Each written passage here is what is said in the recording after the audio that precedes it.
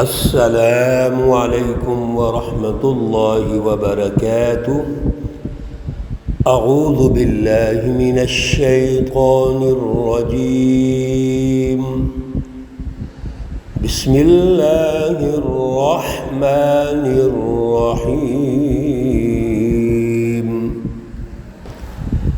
یا داود انا جعلناک خلیفۃ فی الارض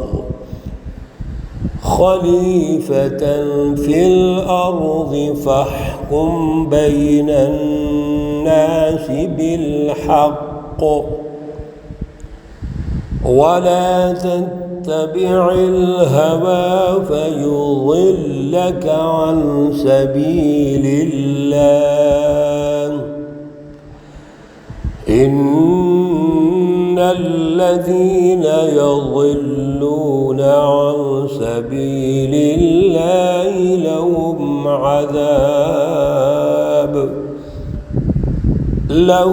عذاب شديد بما نسوا يوم الحساب۔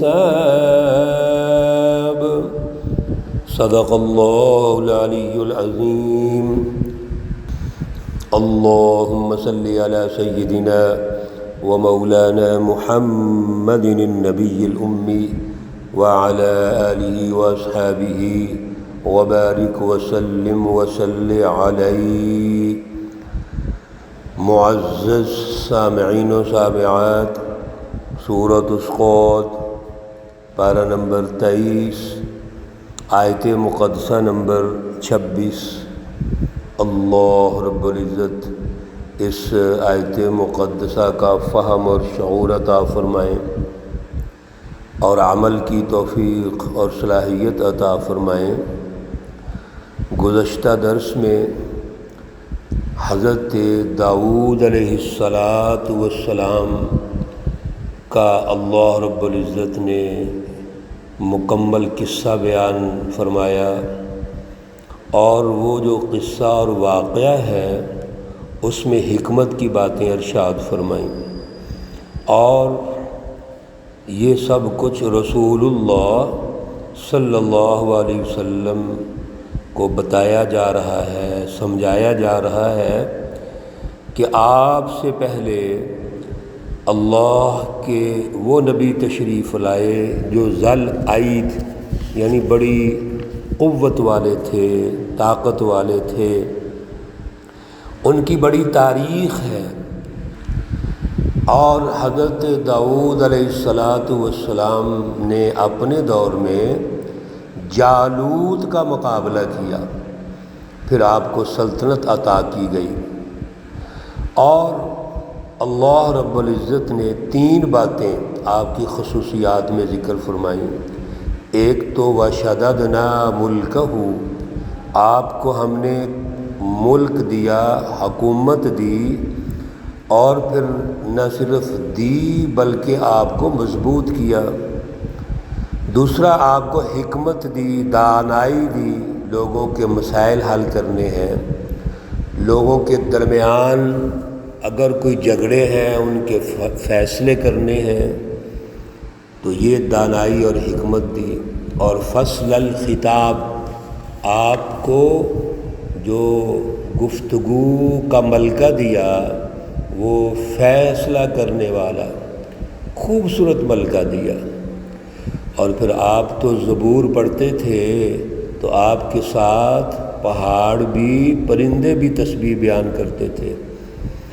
اللہ رب العزت نے آج کی آیت مقدسہ میں اسی کی کچھ تشریح کی ہے، وضاحت فرمائی۔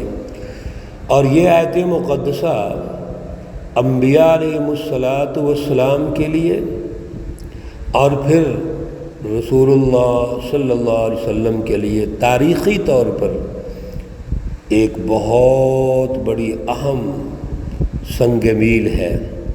اس میں وہ سیاسی تاریخی تسلسل ہے جو انبیاء علیہ السلام میں پایا جاتا ہے، جیسا کہ حدیث مبارکہ بھی ہے، کانت بنو اسرائیل تسوسهم الانبیاء کلما ہلک نبی خلفہ نبی آخر لا نبی بعدی۔ رسول اللہ صلی اللہ علیہ وسلم نے فرمایا بنی اسرائیل کے جو انبیاء ہیں وہ سیاست کرتے تھے۔ حضرت موسیٰ علیہ السلام نے قوم کو غلامی سے نکالا، یوشع بن نون نے سیاسی نظام قائم کیا، اس کا اگلا ارتقائی سفر ترقی یافتہ جو شکلیں ہیں وہ داؤد علیہ السلام نے قائم کی، اور پھر سلیمان علیہ السلام نے قائم کی، جن کی تفصیلات پیچھے ہم مختلف صورتوں میں سن چکے ہیں۔ سورۃ السبا میں حضرت سلیمان علیہ السلام کی تفصیلات آپ عزیزوں نے دروس میں سنی ہیں۔ اس لیے اس آیت مقدسہ میں داؤد علیہ السلام کے منصب کو بیان کر کے تاریخی طور پر تمام انبیاء علیہ السلام کا منصب بیان کر دیا۔ یا داود، اے داود علیہ السلام، انا جعلناک خلیفۃ فی الارض۔ توجہ رکھیے میرا عزیزو، سب سے پہلی بات یہ ہے کہ بے شک ہم نے آپ کو بنایا زمین میں نائب۔ ایک بات ہو گئی، فاحکم بین الناس بالحق، آپ نے لوگوں کے درمیان حق کے ساتھ فیصلہ کرنا ہے۔ تیسری بات، وَلَا تَتَّبِعِ الْهَوَىٰ، آپ نے خواہشات کی پیروی نہیں کرنی۔ فَيُضِلَّكَ عَنْ سَبِيلِ اللَّهِ، یہ جو خواہشات ہیں یہ اللہ کے راستے سے بھٹکا دیتی ہیں۔ إِنَّ الَّذِينَ يَضِلُّونَ، بے شک جو لوگ بھٹک جاتے ہیں، گمراہ ہو جاتے ہیں، عن سبیل اللہ، اللہ کے راستے سے، لہم عذاب شدید، ان کے لیے بڑا سخت عذاب ہے، بما، اس وجہ سے، نسو، وہ بھول گئے، یوم الحساب، حساب کے دن کو، حساب کے دن کو انہوں نے بلا دیا۔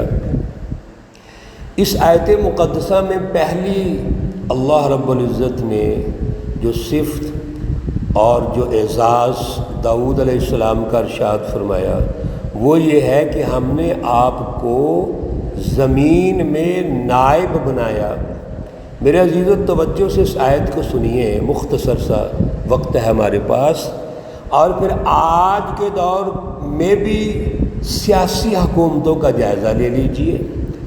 پھر یہ ہم نہیں کہہ سکتے کہ ہمیں رہنمائی نہیں دی گئی، رہنمائی تو اللہ نے انبیاء کی تاریخ سے ہمیں دے دی۔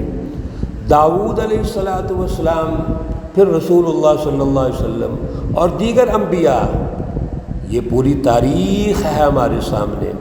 تو سب سے پہلی بات تو یہ ہے کہ داؤد علیہ السلام کو زمین میں نائب بنایا۔ اب اس کی بڑی تفصیلات ہیں۔ اللہ رب العزت نے آدم علیہ السلام کو بھی جب پیدا فرمایا تو سورۃ البقرہ پہلے پارے میں فرمایا، وَإِذْ قَالَ رَبُّكَ لِلْمَلَائِكَةِ إِنِّي جَاعِلٌ فِي الْأَرْضِ خَلِيفَةً، کہ آدم میرا نائب ہے۔ اللہ کے سارے نبی اللہ کے نائب ہیں، اور یہاں داؤد علیہ السلام کے بارے میں آ گیا کہ ہم نے آپ کو نائب بنایا۔ نائب کا مطلب ہے کہ اللہ رب العزت کی جو پہچان سوسائٹی میں پیدا ہونی ہے، اللہ کی رٹ کو غالب کرنا ہے، وہ کون کرے گا؟ وہ اللہ کے نبیوں کا جو سلسلہ ہے، یہ اسی لیے اللہ تعالیٰ نے مبعوث فرمایا ہے۔ داؤد علیہ السلام نے سوسائٹی میں اللہ کی پہچان پیدا کرنی ہے۔ ایک طرف تو یہ سمجھنا چاہیے، دوسری طرف اللہ کی مخلوقات جتنی بھی ہیں ان سب میں بہترین مخلوق، اشرف المخلوقات وہ انسان ہے۔ تو انسانوں کے مابین روابط کا نظام، جس کو انسان دوستی کہتے ہیں، جس کو اعلیٰ اخلاقیات کہتے ہیں، جس کو اعلیٰ اقدار کہتے ہیں، یہ انسانی سوسائٹی میں پیدا کرنی ہے۔ یہ دوسرا اس کا ستون ہے۔ ایک ستون خدا شناسی، دوسرا ستون انسان دوستی۔ یہ ہے خلافت اللہ رب العزت نے جو نبیوں کو دی۔ اس لیے آگے ذرا غور کیجئے، دوسرے نمبر پر فرمایا فَاحْكُمْ بَيْنَ النَّاسِ بِالْحَقِّ، آپ نے لوگوں کے درمیان حق کے ساتھ فیصلہ کرنا ہے۔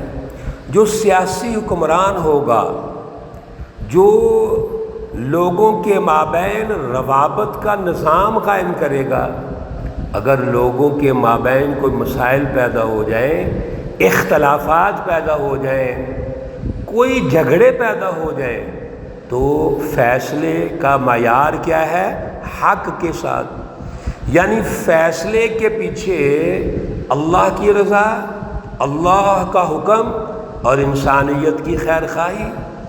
اس میں جھوٹ کو شائبہ تک نہیں ہونا چاہیے، مفادات کو شائبہ تک نہیں ہونا چاہیے۔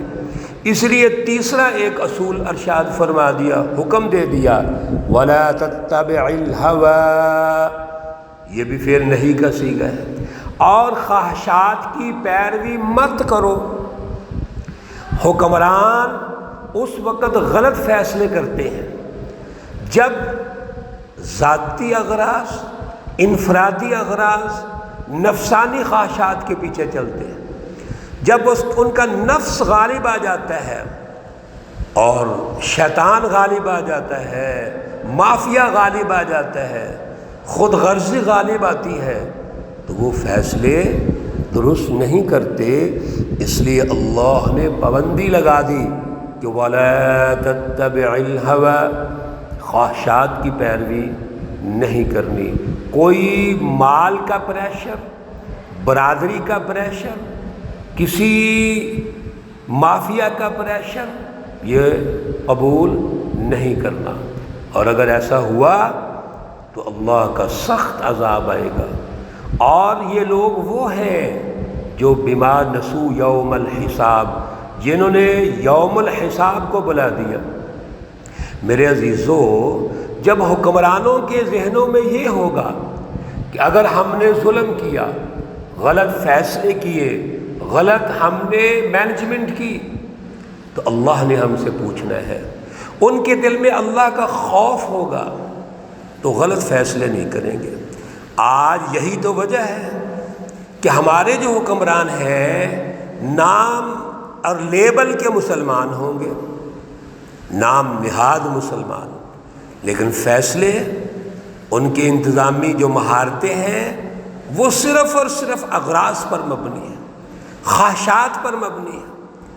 وہ اسی چکر میں ہیں کہ ہم 99 کی جگہ 100 بنا لیں، بینک بیلنس بنا لیں۔ میرے عزیزو، یہ حکمران تو نہیں، یہ تو لٹیرے ہیں۔ یہ ہے حکمران۔ حکمران کی 3 خصوصیات: اللہ کا نائب، اللہ کے احکامات پر عمل کروانا ہے، دوسرا فیصلے کرنے ہیں انصاف کے ساتھ، تیسرا خواہشات کے پیچھے نہیں چلنا۔ یہ ہے وہ سیاسی نظام جو انسانیت پر مبنی ہے۔ اسی کو اسلامی سیاسی نظام کہہ سکتے ہیں آپ۔ اسلامی سیاسی نظام کے یہ 3 ستون ہیں جس میں انسانیت کی ترقی ہے، ملک اور قوم کی ترقی ہے۔ میرے عزیزو، اگر اس سے ہٹ گئے تو پھر اللہ نے فرما دیا کہ ان الذین یضلون عن سبیل اللہ، جب اللہ کے راستے کو چھوڑ کر گمراہی کی طرف چلے جاؤ گے تو لہم عذاب شدید، ان کو دنیا میں بھی عذاب ملے گا، آخرت میں بھی عذاب ملے گا۔ اللہ ہمیں اعلیٰ فہم اور شعور عطا فرمائے۔ اللہ رب العزت تمام بیماروں کو شفائے کاملہ عاجلہ مستمرہ عطا فرمائے۔ اللہ رب العزت تمام مرحومین و مرحومات کو جنت الفردوس میں اعلیٰ مقام عطا فرمائیں۔ ربنا تقبل منا إنك أنت السميع العليم وتب علينا إنك أنت التواب الرحيم وصلى الله تعالى على النبي الأمي محمد وعلى آله وأصحابه أجمعين برحمتك يا أرحم الراحمين. السلام عليكم ورحمة الله وبركاته.